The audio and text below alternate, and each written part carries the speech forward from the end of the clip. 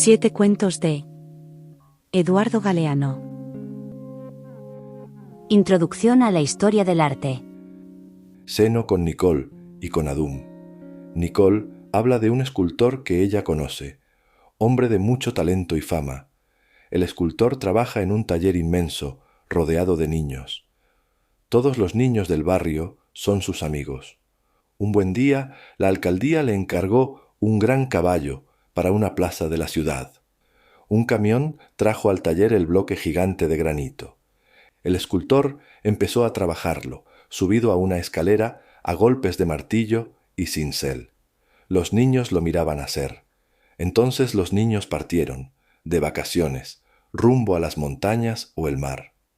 Cuando regresaron, el escultor les mostró el caballo terminado, y uno de los niños, con los ojos muy abiertos, le preguntó: «Pero, ¿cómo sabías que adentro de aquella piedra había un caballo?»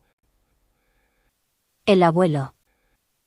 Un hombre que se llama Amando, nacido en un pueblo que se llama Salitre, en la costa del Ecuador, me regaló la historia de su abuelo.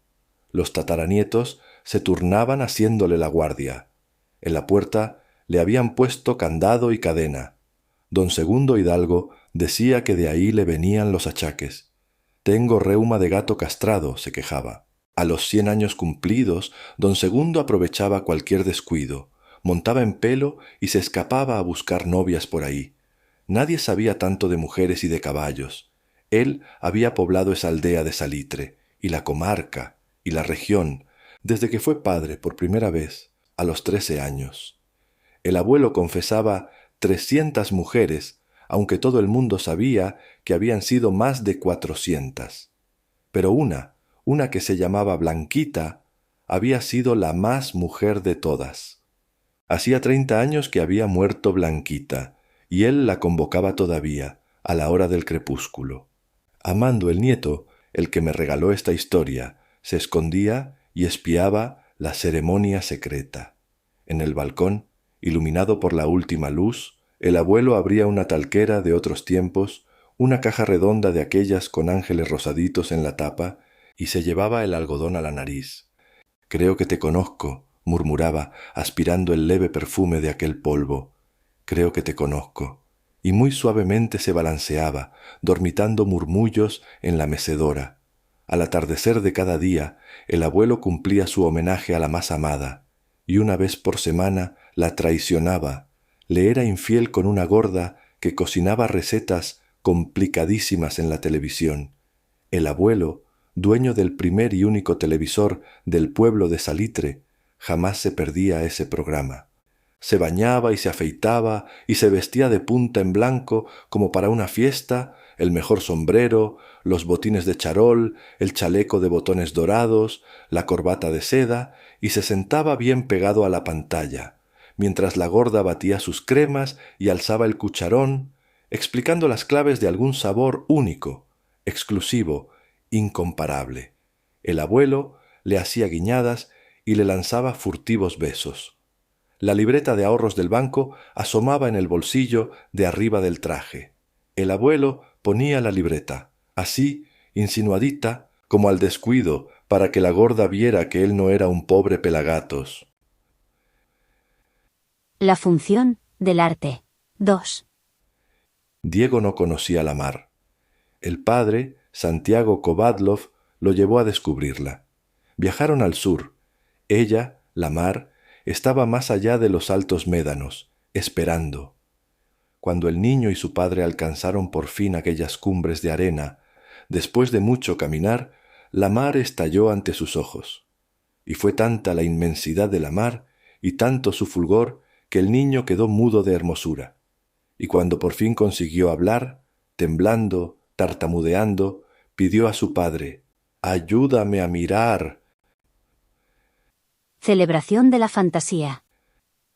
Fue a la entrada del pueblo de Ollantaytambo, cerca del Cusco. Yo me había desprendido de un grupo de turistas y estaba solo, mirando a lo lejos las ruinas de piedra, cuando un niño del lugar, enclenque, haraposo, se acercó a pedirme que le regalara una lapicera.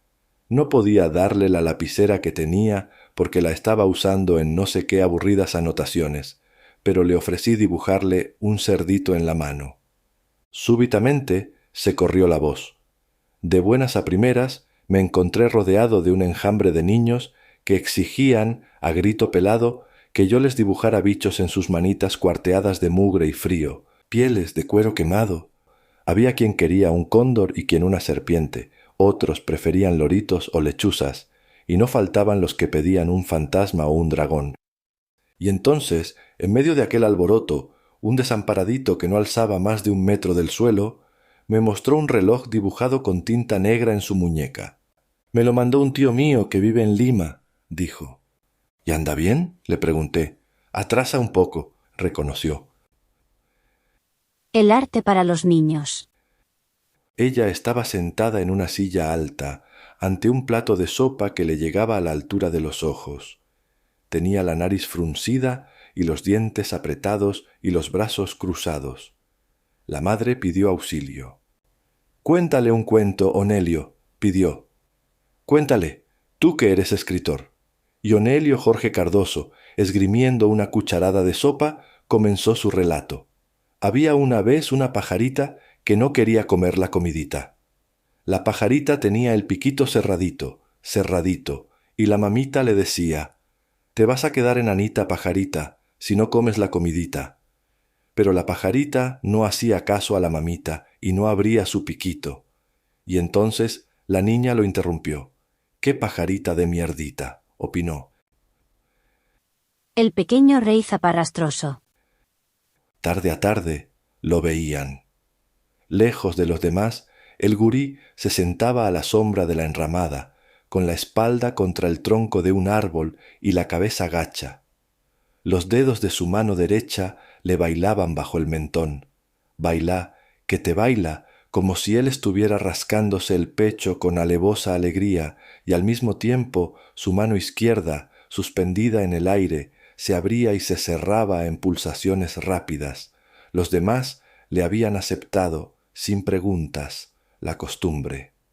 El perro se sentaba sobre las patas de atrás, a su lado.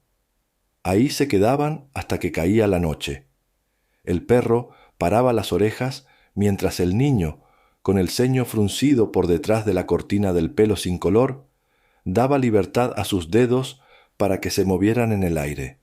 Los dedos estaban libres y vivos, vibrándole a la altura del pecho, y de las puntas de los dedos nacían el rumor del viento entre las ramas de los eucaliptos y el repiqueteo de la lluvia sobre los techos.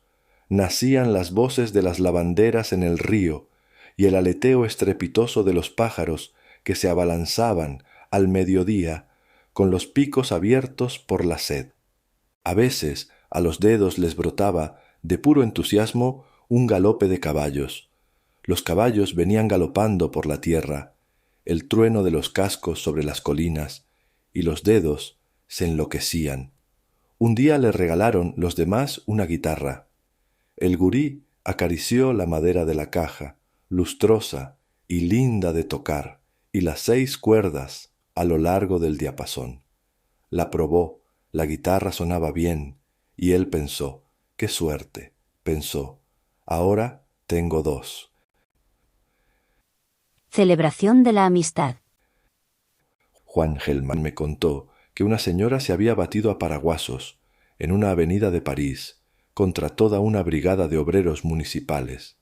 Los obreros estaban cazando palomas cuando ella emergió de un increíble Ford a bigotes, un coche de museo, de aquellos que arrancaban a manivela, y blandiendo su paraguas se lanzó al ataque. A mandobles se abrió paso, y su paraguas justiciero rompió las redes, donde las palomas habían sido atrapadas. Entonces, mientras las palomas huían en blanco alboroto, la señora la emprendió a paraguasos contra los obreros. Los obreros no atinaron más que a protegerse, como pudieron, con los brazos, y balbuceaban protestas que ella no oía. «Más respeto, señora, haga el favor, estamos trabajando. Son órdenes superiores, señora, ¿por qué no le pega al alcalde? Cálmese, señora, qué bicho la picó, se ha vuelto loca esta mujer». Cuando a la indignada señora se le cansó el brazo y se apoyó en una pared para tomar aliento, los obreros exigieron una explicación. Después de un largo silencio, ella dijo: «Mi hijo murió». Los obreros dijeron que lo lamentaban mucho, pero que ellos no tenían la culpa. También dijeron que esa mañana había mucho que hacer, usted comprenda. «Mi hijo murió», repitió ella. Y los obreros: «Que sí, pero que ellos estaban ganando el pan, que hay millones de palomas sueltas por todo París, que las jodidas palomas son la ruina de esta ciudad». «Cretinos», los fulminó la señora, y lejos de los obreros, lejos de todo, dijo: «Mi hijo murió y se convirtió en paloma». Los obreros callaron y estuvieron un largo rato pensando. Y por fin, señalando a las palomas que andaban por los cielos y los tejados y las aceras, propusieron: «Señora, ¿por qué no se lleva a su hijo y nos deja trabajar en paz?». Ella se enderezó el sombrero negro. «Ah, no, eso sí que no». Miró a través de los obreros como si fueran de vidrio, y muy serenamente dijo: «Yo no sé cuál de las palomas es mi hijo, y si supiera, tampoco me lo llevaría, porque ¿qué derecho tengo yo a separarlo de sus amigos?».